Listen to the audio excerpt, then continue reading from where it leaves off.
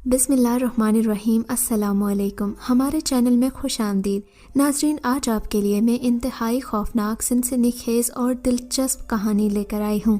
लेकिन कहानी शुरू करने से पहले आपसे गुजारिश है कि अगर आप हमारे चैनल पर नए हैं तो हमारे चैनल को ज़रूर सब्सक्राइब कीजिए ताकि आपको हमारी वीडियोस सबसे पहले मिलें।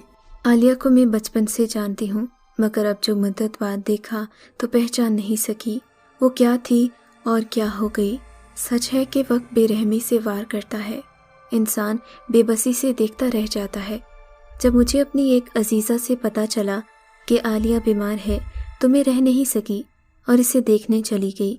वो जो बला की हसीन लड़की थी, उसकी लंबी घनेरी जुल्फ़ें चांद से रोशन चेहरे का हाला करती थीं। वो लड़की अब एक टूटे हुए ख्वाब जैसी नज़र आ रही थी। मेरी ये नाजुक अंदाम दोस्त वाकई बहुत मासूम थी। हर लड़की की तरह इस महाविश के भी कुछ ख्वाब थे, मगर इसको अपने ख्वाबों को सजाने की मोहलत तक न मिली और इसकी बर्बादी का आगाज़ जवानी की दहलीज पर कदम रखने से ही हो गया। वो अपनी दादी और फुफ्फो के कमरे में सोया करती थी। एक रात इसे खुद पर बेहद भारी दबाव महसूस हुआ। उसे लगा कि किसी अनजानी मखलूक ने उसके बालों को कसकर पकड़ लिया है। बड़ी मुश्किल से आयतुल कुर्सी पढ़ सकी। दादी को पुकारना चाहा, मगर आवाज़ नहीं निकल सकती थी कि किसी ने जैसे ज़ुबान जकड़ दी हो। आए दिन अजीबोगरीब वाक़यात पेश आने लगे। कभी सोने लेटती तो अपने करीब खटपट आवाज़ सुनाई देती। उठकर देखती तो वहाँ कुछ भी न होता सिवाय खामोशी के। फिर आंखें बंद करके लेट जाती। लगता था कि कोई नटखट फर्श पर कीलें फेंक रहा है। फिर से उठकर बैठ जाती, वहाँ कोई दिखाई न देता। आयतुल कुर्सी पढ़ने लगती। दादी को आवाज़ देती, जो कुछ दूर चादर में लेटी बेखबर सो रही होती थी। या अल्लाह, ये क्या माजरा है। वो रोज़ बरोज़ परेशान रहने लगी। तन्हा बैठने से डर लगने लगा।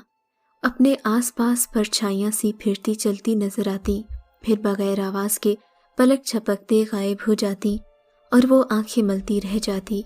अब वो लाइट जलाकर सोने लगी थी। हालांकि सोते वक्त बल्ब की रोशनी से उसे घबराहट भी होती, मगर अब अंधेरे में सोने से खौफ आने लगा था। उसने दादी से जिक्र किया। इन्होंने कहा कि ये कोई अनजानी मखलूक लगती है। तुम बाकायदा 5 वक्त की नमाज और कुरानी आयात को अपना मामूल बना लो। उसने ऐसा ही किया। इस दौरान उसकी मंगनी हो गई। वो अभी लड़कपन की दहलीज पर ही थी कि एक रोज़ उसके रिश्तेदार नौजवान ने आलिया को देखा तो अपनी खाला से कहा कि मैं तो इसे ले जाऊंगा। खैर, मंगनी हुई और फिर 1 माह बाद आलिया की शादी भी हो गई। मगर शादी उसे शुरू से ही रास नहीं आई, जबकि ये शादी बहुत धूमधाम से हुई थी। हुआ यूं कि मायूं का जोड़ा पहनते ही वो बेहोश हो गई, क्योंकि उसे अपने गोटे वाले दुपट्टे पर एक बड़ा सा बिच्छू दिखाई दिया था। हालांकि वहाँ कोई बिच्छू नहीं था। उसने मुझे इशारा करके कहा कि देखो, यहाँ बिच्छू है। मैंने दुपट्टा अच्छी तरह झाड़ा, फैला कर देखा, मगर वहाँ कुछ भी नहीं था, गोटे के खूबसूरत फूल के सिवा। जाने क्यों वो इस फूल से डर गई थी और उसको बिच्छू नजर आया था, या हमारी आंखों पर पर्दा पड़ा था कि हमें दिखाई नहीं दिया। उसके बाद शादी के दिन तक वो बार बार डर जाती और उसकी हालत बिगड़ जाती। किसी को वो कुछ बता भी नहीं सकती थी। उसकी ज़ुबान जकड़ी जाती। दादी और अम्मा आयत पढ़कर उस पर दम करती। वो खुद भी आयत का विर्द करती रहती। अल्लाह ताला रहीम है, जो उस पर ख़ास मेहरबान था। दुल्हन बनकर वो इतनी हसीन लग रही थी कि जो भी उसे देखता पलक झपकाना भूल जाता। न जाने किसकी नज़र लगी थी कि दुल्हन बनने के कुछ देर बाद ही वो घबराने लगी। रफ्ता रफ्ता हालत बिगड़ने लगी। दुल्हन बनना उसे रास नहीं आया। उसका खून भी हल्का था। नज़र भी जल्द असर कर जाती थी। बड़ी मुश्किल से ज़रा तबीयत संभली तो इसे हुजलाए उरूसी में लाया गया, मगर सेज पर बैठते ही उसका दम घुट गया। कान बंद और पूरा जिस्म सुन। वो अल्लाह से मदद मांगती कि या रब, ये सब मेरे साथ क्या हो रहा है। उसने देखा कि एक दुल्हन बनी औरत उसके सामने खड़ी है और बात बात पर उसे डांट रही है। कहती, देखो तुम कितनी खूबसूरत हो, कितनी गोरी हो, हम तो काले हैं। उसे बहुत रोना आया कि ये सब क्या है। اس کے ساتھ ہی یہ عجیب و غریب باتیں کیوں ہوتی ہیں؟ دولہا صاحب آ گئے، دلہن کو گھبرایا ہوا دیکھا، کچھ دیر دلجوئی کی اور پھر سو گئے۔ خراٹے لینے لگے، وہ دلہن بنی دل ہی دل میں رونے لگی۔ تھوڑی دیر بعد اٹھے، وہ ابھی تک بیٹھی جاگ رہی تھی کہ کہا شادی کے کاموں سے تھکن تھی، سو گیا تھا۔ کوئی رومانٹک بات کی اور نہ ہاتھ پکڑا، کچھ اپنے مسئلے مسائل کے بارے میں بات کی اور پھر سو گئے۔ اس نے تو سر پکڑ لیا کہ تصور میں پیار و محبت کوئی آسمانی تحفہ تھا۔ وہ بہت آرٹسٹک ذہن کی مالک تھی، مگر عشق و محبت کے رموز سے ناواقف تھی کہ ابھی تو بہت کم سن تھی۔ صبح ناشتہ کمرے میں لایا گیا، شوہر نے کھایا مگر اس نے کچھ نہ کھایا۔ جیون ساتھی نے پوچھا کیوں نہیں کھایا، تو وہ بمشکل بولی کہ وہ عورت کون تھی جو رات کو مجھے ڈانٹ رہی تھی۔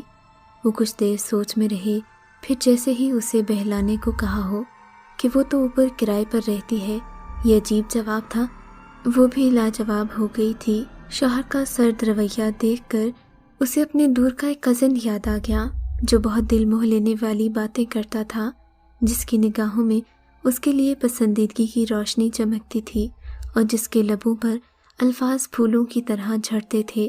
وہ بہت خوبصورت تھا، مگر عالیہ جب تک اس کی اور اپنی پسندیدگی کے درمیان خود اپنی ذات کے رنگ تلاش کرتی، شادی ہو کر اس علاقے میں آ گئی جہاں اس کی اپنی شناخت گم ہو گئی تھی۔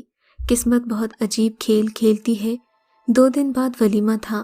وہ پہلی بار پارلر سے تیار ہوئی تھی، کسی کی نظر اس پر ٹھہر نہیں رہی تھی۔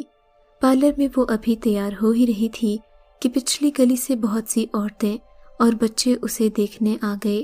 حیرت میں وہ تب آئی جب ایک عورت نے کہا کہ کل رات میں نے خواب میں دیکھا تھا کہ ایک بہت خوبصورت سی لڑکی دلہن بنے پارلر میں آئی ہے۔ آپ کو دیکھا تو یقین آ گیا، وہ خواب سچا ہو گیا۔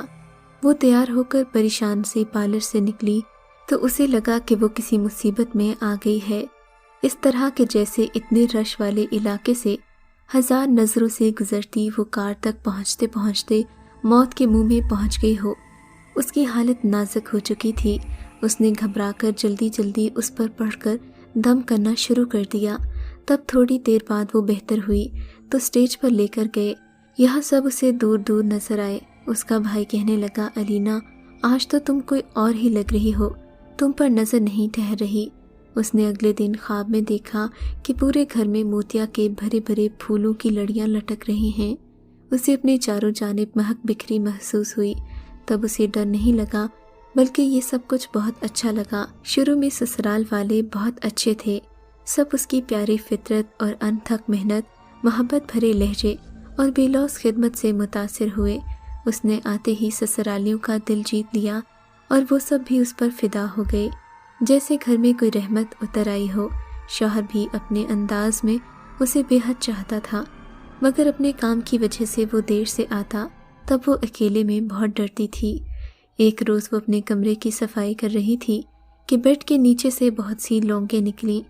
عالیہ نے ان کو اٹھا کر پھینک دیا۔ کچھ دن گزرے تھے کہ اس کے حالات بدلنے لگے۔ وہ ہر وقت ہر ایک کے لیے اچھا سوچتی اور کرتی، مگر اس کا صلہ بے رخی کی صورت میں ملنے لگا۔ وہ حیران رہ جاتی کہ اس کے ساتھ یہ ہو کیا رہا ہے۔ اس کی ایک دیورانی جو کالی رنگت کی تھی اور عجیب طرح کا فیشن کرتی تھی، انتہائی تیز تراز تھی، تبھی سسرال والے اسے پسند نہیں کرتے تھے، مگر عالیہ اسے بھی محبت، احترام اور صاف دل سے ملتی۔ وہ جانتی نہیں تھی کہ حسد کیا ہوتا ہے۔ عالیہ کی سسرال میں قدر و منزلت دیکھ کر اس کی دیورانی حسد کی آگ میں جل رہی تھی کہ سسرال والے سبھی کیوں عالیہ پر فدا تھے۔ وہ اس کے ساتھ بدسلوکی کرنے لگی، مگر جتنا برا سلوک کرتی اس کے ساتھ برا ہو جاتا اور وہ جل بھن جاتی۔ تبھی اس خاتون نے کچھ پراسرار عمل شروع کر دیے۔ وہ عجیب و غریب چیزیں لاتی اور یہ چیزیں عالیہ کے کپڑوں اور دیگر اشیاء میں رکھ دیتی۔ شروع میں میری سہیلی کی سمجھ میں نہ آیا کہ یہ کیا ہے۔ کوئی کہتا کہ گدڑ سینگھی ہے، کوئی کہتا کہ سانپ کی کنچلی نکل آتی ہے۔ وہ حیران رہ جاتی کہ ایسی چیزیں آتی کہاں سے ہیں اور کون اس پر یہ عجوبے آزما رہا ہے۔ وہ روزانہ پریشان رہنے لگی۔ میکے اور سسرال، حتیٰ کہ اب تو اس کی اولاد بھی اس سے بیزار نظر آتی۔ وہ سب ایک گھیرے میں رہتے اور یہ بالکل تنہا، لاغر اور بیمار، جیسے طرح طرح کی اذیتوں میں ہو۔ یہی وہ دن تھے جب میں نے سنا کہ عالیہ بیمار ہے اور میں اس کی عیادت کو چلی گئی۔ وہ واقعی زرد مرجھایا ہوا پھول لگ رہی تھی، جیسے کسی کا مشن ہو اس خوبصورت اور معصوم لڑکی کو نیست و نابود کرنا۔ رفتہ رفتہ شوہر سمیت سبھی اس سے لا تعلق ہو گئے۔ ابھی وہ صرف 26 سال کی تھی کہ 4 بچے ہو چکے تھے، 1 بیٹی اور 3 بیٹے۔ اس کے بچے بہت خوبصورت تھے، وہ ان کی محبت میں سرشار تھی، مگر اس کی زندگی مسلسل عجیب طرح کے واقعات سے لہولہان تھی۔ اسے محسوس ہوتا تھا کہ جیسے وہ بربادیوں سے گزر رہی ہے۔ تبھی اس نے سوچا کہ اسے اپنے رب کی رسی کو مضبوطی سے تھام لینا چاہیے۔ صرف وہی رحیم و کریم اسے ہر قسم کی آفات سے بچا سکتا ہے، کیونکہ اب اس کے لیے اپنے بھی اسے نظر انداز کر رہے تھے۔ تنہائی کے کنویں میں کوئی اسے دھکیل رہا تھا، وہ ٹوٹ ٹوٹ کر بکھرتی رہی تھی، مگر شوہر نے مڑ کر بھی نہیں دیکھا۔ سوائے صبر کے کوئی چارہ نہیں تھا۔ جب حالات پہلے کی طرح بگڑنے لگے تو اس نے جائے نماز پکڑ لی، مگر اب تو نماز میں بھی وہ سکون نہیں تھا۔ یا تو وہ پڑھتے ہوئے بھول جاتی، یا نماز کے لیے کھڑی ہوتی تو اس پر اتنی گھبراہٹ طاری ہوتی کہ یکسوئی سے پڑھ نہ سکتی، سانس اکھڑنے لگتی اور اتنی کمزوری محسوس ہوتی کہ نہ اس سے کھڑا ہوا جاتا اور نہ ہی بیٹھا جاتا۔ جی کرتا کہ نماز چھوڑ دے، مگر وہ اپنے اللہ سے ہمت مانگتی اور اللہ ہمت دے دیتا۔ عالیہ کی والدہ نے جب یہ حالت دیکھی تو اسے ہاسپٹل لے کر گئے۔ ڈاکٹر نے ٹیسٹ کرائے، سب کچھ کلیئر آیا۔ رات کو سوتے ہوئے عالیہ کو اکثر خواب آتا کہ کچھ لوگ اس کے سر میں کیل ٹھونک رہے ہیں اور خوب ہنس رہے ہیں۔ ایک روز وہ نہا کر تیار ہوئی اور جانے کس وجہ سے چھت پر چلی گئی۔ جب نیچے آئی، پتہ نہیں کیوں شوہر نے آگ بگولا ہو کر اس کا ہاتھ پکڑ لیا اور گھسیٹتے ہوئے گھر سے نکال دیا۔ نہایت اجڑی ہوئی حالت میں وہ اپنے چھوٹے بھائی کے ساتھ میکے روانہ ہوئی۔ وہ 1 ماہ بچوں کے بغیر اس نے کیسے گزارا اور اس کا کیا حال ہوا، یہ وہی جانتی ہے۔ اولاد کے بنا جیسے مر ہی گئی تھی، اس قدر تڑپ تڑپ کر روتی تھی کہ اگر آئینہ سامنے ہوتا تو وہ بھی ٹکڑے ہو جاتا۔ بچے الگ پریشان تھے۔ آخر اس کی نند ایک نیک بزرگ کے پاس لے گئی۔ انہوں نے دعا کی اور کچھ لکھ کر بھی دیا کہ اپنے پاس رکھ لو۔ کھول کر دیکھا تو قرآنی آیت تھی اور نیچے دعا کے ساتھ اس کا نام لکھا ہوا تھا۔ بزرگ نے دعا دے کر کہا تھا کہ اللہ آپ کے لیے زندگی، کہ اللہ نے تمہاری زندگی رنگ برنگے پھولوں کے گلدستے کی طرح رکھی ہے۔ تمہیں کسی چیز کی ضرورت نہیں، بس تھوڑا سا صبر اور کر لو۔ اس نے صبر کیا، دل کو قرار آتا گیا اور پھر قسمت نے یکدم پلٹا کھایا۔ صبر نے اپنا رنگ دکھایا، زندگی آسان اور گل و گلزار بن گئی، دعائیں قبول ہو گئیں۔ جو بچوں کے بغیر میکے میں حزن و ملال میں ڈوبی ہوئی تھی، شوہر الگ دوسرے شہر میں اپنے شہر کے مشہور سیاستدان بن گئے تھے۔ برسوں کا صبر رنگ تو لایا کہ عزت، دولت، شہرت، حکومت اللہ نے عطا کی، وہ اسے لینے آ گئے۔ عالیہ پھر سے اس کی توجہ کا مرکز بن کر کھل اٹھی۔ اب خاص تقریبات میں دونوں میاں بیوی کو بطور مہمان خصوصی بلایا جاتا۔ بچے سب سے اچھے اسکول میں پڑھنے لگے، روز بروز ہلکی پھلکی ہوتی گئی۔ وہ بوجھ وجود سے ہٹ گیا جس کے تلے دب کر برسوں سے دم گھٹ رہا تھا۔ گویا کہ رحمت کی بارش شروع ہو گئی۔ اب بچے کچھ سیانے ہو گئے، وہ اسکول جانے لگے تھے۔ بچوں کو ٹیوشن لگائی گئی۔ جو شخص پڑھانے آتا تھا وہ گہرے سانولے رنگ کا تھا اور مسلمان نہیں تھا۔ انہی دنوں عالیہ کا شوہر حج پر گیا۔ وہ اکیلی اور بچے زیادہ بڑے بھی نہیں تھے، اور یہ ٹیوٹر شام کو پڑھانے آتا تھا۔ تب اس نے ٹیوٹر کو منع کیا کہ شام کو نہ آیا کرے، آپ کو پڑھاتے ہوئے دیر ہو جاتی ہے۔ وہ کہتا کہ مجبوری ہے، میں صبح نہیں آ سکتا۔ انہی دنوں عالیہ پھر سے بیمار پڑ گئی اور اس کی حالت پہلے جیسے ہونے لگی۔ ٹیوٹر جب آتا واش روم جانے کا کہتا۔ ایک دن دروازہ تھوڑا سا کھلا رہ گیا۔ بچوں نے دیکھا وہ واش روم میں کچھ عجیب سا عمل کر رہا ہے، کوئی منتر پڑھ کر دیواروں پر پھونک رہا ہے، پھر جلدی سے جیب سے کچھ نکالتا اور دیواروں پر پھینک دیتا۔ اس کا یہ عمل عجیب سا تھا۔ بچے حیران تھے۔ انہوں نے ماں کو بلا کر دکھایا۔ اب عالیہ کی سمجھ میں آیا کہ وہ سیدھا واش روم کیوں جاتا ہے، شاید کسی نے اسے بھیجا تھا۔ اسی خیال میں وہ گو تھی کہ یہ سب کیا ہے۔ ماں سے ذکر کیا تو وہ بولی بہتر ہے کہ تم اس ٹیوٹر کو ہٹا دو۔ ابھی یہ مصیبت کم نہیں ہوئی تھی کہ ذہنی پریشانی کا ایک اور دروازہ کھل گیا۔ سامنے والے گھر میں ایک نوجوان رہتا تھا، انہی کا کیبل نیٹ ورک عالیہ کے گھر میں استعمال ہوتا تھا۔ عالیہ نے بچوں کے کزن سے کہا کہ یہ پرابلم حل کروا دو۔ یہ لوگ آئے اور انہوں نے اس کی تصویریں ہیک کر لیں۔ ٹیوٹر ہم مذہب نہیں تھا، وہ عالیہ کو اپنا ہم مذہب بنا کر اس سے شادی کرنا چاہتا تھا، اور دوسرا نیٹ ورک کا آنر گھر والوں کو کہتا کہ میں عالیہ سے شادی کروں گا کیونکہ یہ بہت خوبصورت ہے، مجھے تو یہ شروع سے اچھی لگتی ہے۔ اس کی شادی فاخر صاحب سے ہو گئی، ورنہ میں ضرور اسے حاصل کرتا۔ بس ان دونوں نے اپنی اپنی جگہ اپنے طور پر کوششیں شروع کر دیں۔ عالیہ کے گھر بھی وہی ملازمہ کام کرتی تھی جو کیبل نیٹ ورک آنر کے گھر کام کرتی تھی۔ اس نے وہاں آ کر ان اشخاص کی باتیں سنی تو آ کر عالیہ کو بتایا کہ آپ خبردار رہیں، یہ مل کر آپ کی بربادی کا سامان کر رہے ہیں۔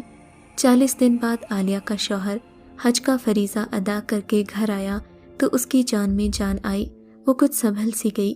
اب وہ روزانہ واک کرتی، تیز دوڑتی اور ہر وقت کچھ نہ کچھ تخلیقی کام کرتی تاکہ اس کا ذہن بٹا رہے۔ وہ کوکنگ بھی کرتی تھی۔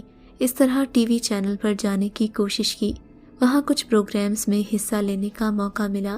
وہ بہت باصلاحیت تھی، گمنامی سے نکل کر ایک دوسری پر رونق اور رنگ برنگی دنیا میں آ گئی۔ مختلف چینلز پر آتی، پھر وہ پڑھنے لکھنے کی طرف متوجہ ہو گئی۔ اس کی تحقیقات مختلف جرائد میں چھپنے لگیں۔ اس نے صبر سے حالات کا مقابلہ کیا، کبھی عبادت کے اوقات کو نہ بھلاتی۔ اللہ نے ایک بار پھر کرم کیا، برے لوگ مایوس ہو کر پیچھے ہٹ گئے۔ شوہر نے ہمت اور اعتماد دیا، وہ جینے کا سلیقہ سیکھ گئی اور اسے دیکھ کر لوگ ہمت سے جینا سیکھ گئے۔ آج سال بعد پھر سے میں عالیہ سے ملی ہوں۔ میرے دل کو سکون اور خوشی ملی کہ اب وہ پھر سے پہلی والی عالیہ تھی، کھلتے گلاب کی طرح۔ شوہر، بچے اور میکے والے سبھی اس سے پیار کرتے۔ اس کے پاس سب کچھ ہے، بقول عالیہ کے اسے جو کچھ بھی ملا ہے اللہ پر اس کے پختہ یقین کی وجہ سے ملا ہے۔ اگر وہ اللہ سے مدد نہ مانگتی اور بدلے میں خود بھی جادو ٹونے اور تعویذوں کے چکر میں پڑ جاتی تو شاید آج اس کی زندگی مختلف ہوتی۔